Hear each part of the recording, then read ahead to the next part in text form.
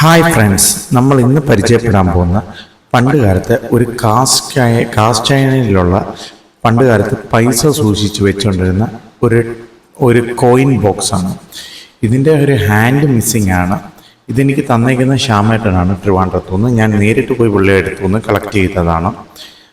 So ഇത് നമ്മുടെ കയ്യിലുണ്ടെങ്കിലും പോകുന്നതെല്ലാം collect ചെയ്യുവാണല്ലോ എൻ്റെ മെയിൻ പരിപാടി.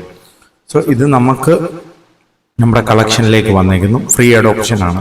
ശ്യാമേട്ടൻ ഇത് വെറുതെ തന്നതാണ്, ആരോ കൊടുത്തതാണ്. ഇത് നല്ല വെയിറ്റ് ഉള്ള സാധനമാണ്. ഈ കാണുന്ന പോലെ ഒന്നുമല്ല, എൻ്റെ കൈ മാത്രം ഡാമേജ് ആയെന്ന് മാത്രമേ ഉള്ളൂ.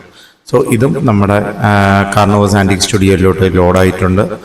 ഇത് ഇപ്പം നമ്മുടെ കയ്യിൽ ഇരിക്കുന്ന 4ാമത്തെയാണ്. ഇതിൻ്റെ തന്നെ വേറെ വേറെ പാറ്റേൺസ് നമ്മുടെ കയ്യിലുണ്ട്.